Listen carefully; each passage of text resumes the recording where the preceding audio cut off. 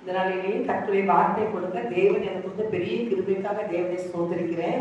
இந்த நாளிலேயும் கண்கள் முடிச்சு செபிப்போம். என் அன்பின் பரிசுத்த பிதாவே, இந்த வேலைக்காக நன்றி செலுத்துகிறேன் ஏசப்பா. நீர் நல்லவர் ஆண்டவரே, உமக்கு நன்றி ஏசப்பா, நன்றி ஏசப்பா, நன்றி ஏசப்பா. கிருபை தாரும் அப்பா, பரிசுத்தப்படுத்தும் அப்பா. ஆவியானவர் ஆட்கொண்டு வழி நடத்தும் இந்த செய்தியை ஆசீர்வதித்தாங்க, அதை மறைச்சு வெளிப்படுகிறேன். இயேசுவின் நாமத்தினால ஜெபிக்கிறேன் நல்ல தகப்பனே, ஆமென். இதனாலேயும் மத்தேயு 5ஆம் அதிகாரம் அந்த மெசேஜ் நான் ஏற்கனவே கொடுத்துருக்கிறேன். ஆனால் ஒரு சில இது மட்டும் லைட்டை எடுத்து சொல்றதுக்காக இதை எடுத்திருக்கிறேன். மத்தேயு 5ஆம் அதிகாரத்துல ஆண்டவர் வந்து 1ஆம் வசனத்தை பார்த்தீங்கன்னா, அவர் திரளான ஜனங்களை கண்டு மலையின் மேல் ஏறினார். அவர் உட்கார்ந்த பொழுது அவருடைய சீசர்கள் அவரிடத்தில் வந்தார்கள்.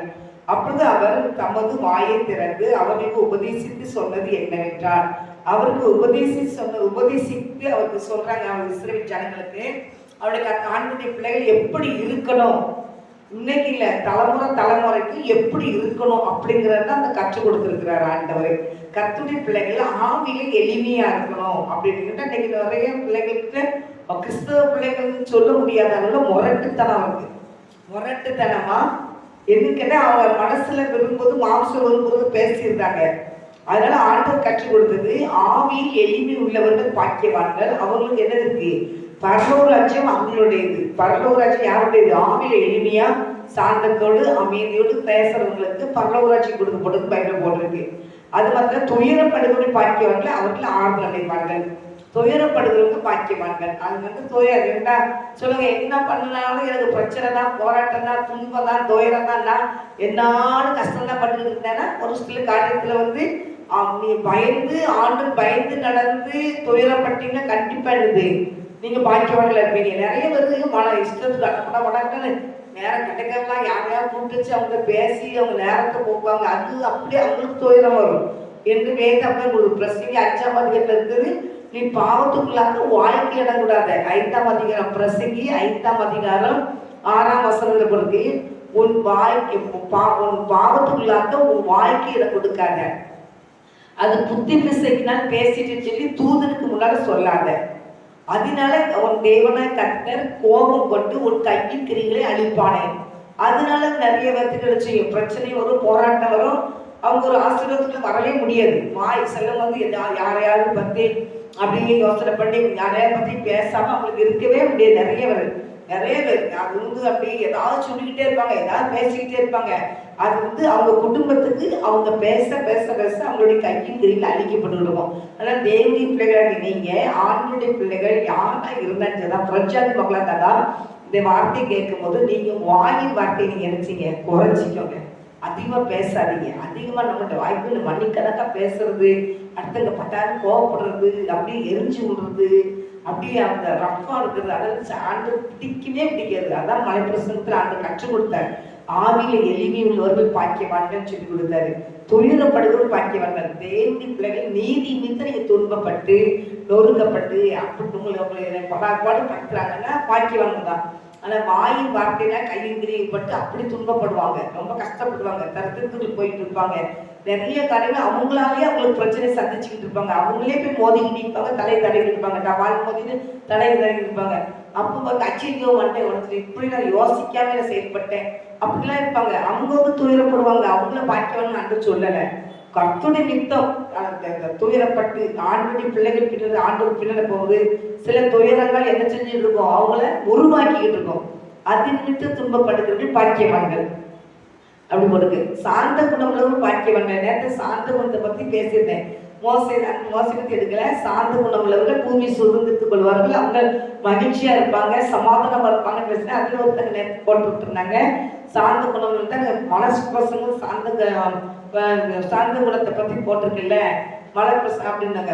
மலப்பிரசங்கத்துல நம்ம கட்டுடி பிள்ளைகள் எப்படி இருக்கணுங்கிறத போட்டிருந்தாரு. அதுக்கு தாவீது ராஜா சொல்லியிருந்தாரு. அந்த தாவீது ராஜா சொல்லியிருந்தாரு, சார்ந்த குணங்களுக்கு பாக்கியவார்கள், அவங்க பூமி சுதந்திரத்துக் கொள்வார்கள், அவங்க சமாதானத்தோடு இருப்பாங்க, அவங்க மகிழ்ச்சியா இருப்பாங்க அப்படின்னு. அப்ப சார்ந்த குணமுள்ள பிள்ளைகள் சமாதானமா இருப்பாங்க, மகிழ்ச்சியா இருப்பாங்க. அதனால கட்டுரை பிள்ளைகள் நீங்க நிறைய சாந்த குணம் வேணும்னு நீங்க ஆண்டவர்கிட்ட கேட்டுட்டீங்கன்னா ஆண்டவர் அந்த காரியத்தை தருவாரு. அவர் ஒருபோது என்ன செய்ய மாட்டார், விட மாட்டார். நிறைய காரியங்கள் இருக்கு.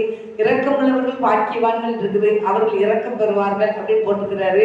அதனால கர்த்தரை பிள்ளைகளாக நமக்கு ஆண்டவர் மனப்பிரசனத்தை கற்றுக் கொடுத்தது. கர்த்தரை பிள்ளைகள் எப்படி இருக்கணும், அப்படி இரக்கம் உள்ள பிள்ளைகளா இருக்கணும், கடினமா இருக்கக்கூடாது. ஒருத்தங்க வயசானவங்க அவங்க வீடுகள்ல 50 ரூபா 100 ரூபா கேட்டு வாங்கி தான் அவங்க வாடகை கொடுப்பாங்க, சாப்பாடு சாப்பிடுவாங்க. மண்ணன் ஒரு பாட்டி வருவாங்க, மண்ணெண்ணை வாங்கணுமா அப்படிப்பாங்க, அந்த ரேஷன் கடைக்கு போடுவாங்க, வீடு அட்வான்ஸ் கொடுப்பாங்க. அந்த அம்மாவுங்க வர்றாங்க, நம்ம வாக்கில் மாசத்துல 2 ட்ரிப் வருவாங்க. அந்த அம்மா மொசு வர கொடுத்துட்டு திருப்பி கண்டிப்பா அந்த அம்மாவுக்கு ஒரு 10 நாள் கழிச்சு எங்க வீட்டுல வராமங்களுக்கு இருக்க முடியாது. சரி, இன்னொரு வயசானவங்க அப்படியே யோசனை பண்ணுவேன், இப்படி வயசானவங்க இவங்களுக்கு யார் கொடுப்பா, நம்மளே மாதிரி ஆளுக்கு தானே கொடுக்கணும் அப்படின்னு சொல்லி 2 அவங்க பணம் கொடுத்து அனுப்புவேன். அதனால அவங்களுக்கு யாருக்குப்பா எல்லாரும் கொடுக்க மாட்டாங்க. ஒரு 50 ரூபா கொடுக்குறதுக்கு இனிமேல் வீட்டுல வரக்கூடாதுன்னு ஒரு அம்மா சொன்னாங்க. அவங்களுக்கு இஷ்டம் தான். அப்போ அந்த மட்டும் சொல்லியிருக்காங்க, இன்னும் ஃபுல்லாக வரக்கூடாது அப்படின்னு சொல்லியிருக்காங்க 50 ரூபா கொடுத்துட்டு. அதனால அப்படி இருக்கக்கூடாது. தேவனாக்கு எங்களை பொறுத்தங்க கற்றுக் கொடுத்தாங்க, எங்க அத்தை பொறுத்தங்க கற்றுக் கொடுத்தாங்க. ஏமா யாரு என்ன கேட்டாலும் இல்லைன்னு சொல்லாதம்மா அப்படிம்பாங்க. அப்போ எதுக்கு நாங்கள் ட்ரெயினில் போயிட்டு இருந்தோம், டெல்லிக்கு போயிருந்தோம். அப்போ யாரும் எதுவும் பணம் கேட்டாங்கன்னா தர்மம் கேட்டாலும் என்ன கேட்டாலும் இல்லைன்னு சொல்லாதம்மா, உன்னை என்ன இருக்கோ அதை நீ போட்டுரு. ஏன்னு கேட்டீங்கன்னா அவங்க நம்மகிட்ட கையேந்திருக்கு ஆண்டவர் வச்சிருக்கிறாரு, நம்ம கொடுக்கறதுக்கு கர்த்தர் ஆண்டவர் வச்சிருக்கிறாரு. அதனால அவன் கையேந்திட்டு நிற்கும் போது அந்த கையை நம்ம தட்டக்கூடாது. நம்மளால இருக்குது கையில எடுத்து அவங்க கையில கொடுக்கணும் அப்படின்னு எங்க அத்தை சொல்லி கொடுத்துருக்காங்க. எங்க தூரத்து சொந்த அத்தை அதனால தேவனுடைய பிள்ளைகள் யாரா இருந்தா நீங்க தர்மம் பண்ணணும் கேட்கும் போது கொடுக்கணும். தர்மம் பண்ணணும் கேட்கும் போது கொடுத்தீங்கன்னா கண்டிப்பா இருந்துட்டு ஆண்டவர் ஆசீர்வதிப்பார். பார்த்துக்கோங்க. தர்மம் எடுக்கிற பிள்ளைகிட்ட இல்லைன்னு நீங்க சொல்லாதீங்க. கர்த்தருடைய ஆசீர்வதிக்கும். நான் ஒரு அதிகாரத்தில் வாசித்தேன், இரக்கம் உள்ளவர்கள் இரக்கம்ல நியாயத்திற்கு நடக்குமா. நம்ம யாருக்கு இறங்கணும்னா இந்த இறக்கம்ல நியாயத்திற்கு நடக்குமா. அதனால நமக்கு அதுல ஆண்டவர் பெரிய பாக்கியத்தை வச்சிருக்கிறாரு. அதனால யாருக்குனாலும் நீங்க இறங்கி நினைச்சு இறங்கி தரம் கொடுத்துருங்க, இல்லைன்னு சொல்லாதீங்க. ஆண்டவர் அதுல பிரியமா இருக்கிறாரு. ஆமா, நன்மை செய்யணும். அதான் ஆண்டவருக்கு ரொம்ப பிடிக்கும். நன்மை செய்யணும், நம்மளால முடிஞ்ச அளவுல நன்மை செய்யணும். அந்த நன்மை நீங்க செய்ய மறந்துடாதீங்க. அவருக்கு 9ஆம் வசனம் போட்டுக்கு சமாதானம் பண்றவர்கள் பாக்கியவான்கள் போட்டிருக்காங்க. அதனால 9ஆம் வசனம் 5ஆம் அதிகாரம் மத்தேயு 5:9 சமாதானம் பண்ணுங்கள் பாக்கியவான்கள், அவர்கள் தேவனுடைய புத்திரரை எண்ணப்படுவார்கள் அப்படின்னு போடுங்க. நம்ம கர்த்தருடைய பிள்ளைகள் சமாதானம் பண்ணுகிற பிள்ளைகளா இருக்கணும். நம்ம தேவனுடைய பிள்ளைகளா இருக்கணும். சமாதானம் பண்ணணும். அந்த சந்தேகம் ஓட்டி என்ன செஞ்சிருக்கிறது, ஏன் நீ இப்படி பேசாம இருந்தா அவங்க இப்படி பேசியிருக்க மாட்டாங்க அப்படி இப்படின்னு சொல்லி இருக்க கூடாது. சரி பரவாயில்ல பேசிட்டாங்க, மன்னிச்சுக்கோங்க, ஒருத்தருக்கு மன்னிச்சு அவங்களுக்கு நினைச்சிங்க, நல்ல சந்தோஷமா இருங்க அப்படின்னு சொல்லி சமாதானம் பண்ணிட்டு போனா அது ஆண்டுக்கு பிடிக்கும். அந்த காரியத்தை நீங்க செய்யணும், இழுத்து விட்டுறக்கூடாது. ஆமா, மாமியார் என்னைக்காவது மதிச்சியா, இல்ல மருமகளை நீ என்னைக்காவது மதிச்சியா அப்படின்னு சொல்லிட்டு இல்லை இப்படின்னு எதிரிலேயே பேசிட்டுன்னா அவங்களுக்கு கூட போகும். அதனால நீங்க அப்படி பண்ண சமாதானம் பண்ணிடணும். இதுல ஒண்ணுமே இல்லம்மா, உலகத்துல என்னத்தை கொண்டு வந்தோம் என்னத்தை கொண்டு போகணும் ஒண்ணு கிடையாது. வந்தவங்க போறோம் அப்படின்னா கொஞ்ச நேரத்து உலகத்துல இருக்க போறோம். அந்த உலகத்துல இருக்கிற வரைக்கும் நீங்க நன்மை செய்யணும்னு ஒண்ணு இல்லை, சமாதானம் விட்டு கொடுத்து போறது அது ஒண்ணு தப்பே இல்லை அப்படின்னு நீங்க போயிட்டீங்கன்னா அவங்க சமாதானம் ஆயிடுவாங்க. அதனால பிள்ளைங்க அப்படி சமாதானம் பண்ணுங்க. கர்த்தர்களை ஆசீர்வதிப்பார். ஆமென். நீ நிமித்த துன்பவர்கள் பாக்கியவான்கள் பரலோகராஜ்யம் அவருடையது. நீ நிமித்த நீங்க நன்மை செய்தீங்கன்னாங்க, யாருக்கு நன்மை செய்தால் எனக்கு தீமை தான் நடக்கும். யாருக்கு நான் நன்மை செய்தாலும் அவங்க என்னை மறந்துடுவாங்க. அது எனக்கு முதல்ல கஷ்டமா இருந்துச்சு, இப்போ எனக்கு அது பழகிட்டு. அதனால அது பரவாயில்ல. யாருக்கு எவ்வளவு நன்மை செய்வா முடியும் தெரியும். யாருமே நன்மை செய்ய மாட்டாங்க, அவங்க பக்கத்துல நெருங்கி நன்மை செய்ய போக மாட்டாங்க. ஆனா இறங்கி நம்மளுக்கு நன்மை செய்யும் போது கண்டிப்பா அந்த விலகி போனவங்களாம் அவங்ககிட்ட சந்தோஷமா அன்பா இருப்பாங்க. இவங்க என்னை தனியை விட்டு வேடிக்கை பார்ப்பாங்க. நிறைய பேருக்கு நான் இன்னைக்குல ரட்சிக்கப்பட்டதுனால இதுதான். ஆனாலும் கர்த்தருக்கு ஸ்தோத்திரம் செலுத்துறேன். எங்கிட்ட நான் பரலோகராஜ்யம் அவங்களுடைய சொல்லியிருந்தனால ரொம்ப நான் சந்தோஷப்படுறேன். அதனால இதை பண்ணிங்கன்னா யாருக்குனாலும் நன்மை செய்து தீமை அனுபவிக்கிறது தப்பே கிடையாது. அதனால நீதி மீது துன்பப்பட்டு பாக்கியவான்கள் பரலோகராஜ்யம் அவருடையது. அப்படிப்பட்ட கிருபையை பாக்கியத்தை கர்த்தர் நம்ம பயந்திருக்கிறார். கர்த்தர் ஆசீர்வதிப்பார். கண்களை விட்டு ஜெபிப்போம். அன்பு தகப்பனே, தேவனுக்காக நன்றிச்சது ஏசப்பா.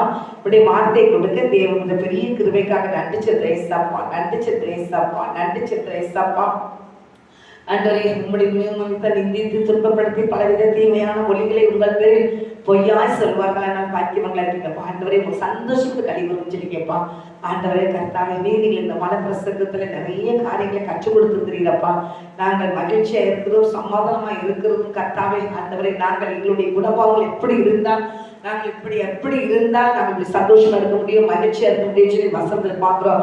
சார்ந்த குணமுள்ளவர்கள் பூமி சுதந்திரித்துக் கொள்வார்கள், அவங்க மகிழ்ச்சியா இருப்பார்கள், சமாதானமா இருப்பார்கள் சொல்லி சங்கீதத்தில் பார்க்கிறோம். நாங்கள் இங்கேயும் பார்க்கிறோம் பூமி சுதந்திரித்துக் கொள்வார் சொல்லி மத்திய 5 போட்டுருந்தாங்க. அதுக்குள்ள வார்த்தைகளை கற்றுக்கொடுத்து என்னுடைய பிள்ளைகளுக்கு இப்படிலாம் இருக்கணும்னு சொல்லி கொடுத்துருக்கிறேன். நாங்களாம் அப்படின்னு எவ்வளவு படம் நீங்க நாங்க எப்படி இருக்கணும்னு நீங்க விரும்புறீங்களோ நாங்க அப்படி இருக்க எங்களுக்கு கிருபை தாங்க, நீங்க எங்களை வழிநடத்துங்க. நாம எங்களுக்கு இயேசுவின் நாமத்தில் நான் ஜெபிக்கிறேன் நல்ல தகப்பனே, ஆமே.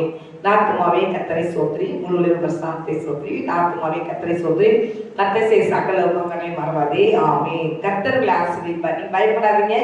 ஆண்டவர் வசனம் என்ன சொல்லியிருந்தாரோ அதுக்கு நடங்க. கர்த்தர்களை மேலும் மேலும் ஆசீர்வதிப்பார். கர்த்தரை வார்த்தைக்கு நீங்க கீழ்ப்படுங்க. வார்த்தைக்கு கீழ்ப்படிந்தா அவர் நம்மளை மேன்மைப்படுத்துவார். ஆமே. கர்த்தரை சத்தத்துக்குள்ளே செவி கொடுத்தார். பூமியில் சகல ஜாதிகளையும் பறிக்கல உங்களை மேன்மைப்படுத்துவேன் என்று 28 உபாகம் 28:1 போட்டிருக்கு. கர்த்தரை சத்தத்துக்கு செவி கொடுங்க. கர்த்தரை பின்பற்றுங்க. கர்த்தர்களை ஆசீர்வதிப்பார். ஆமே.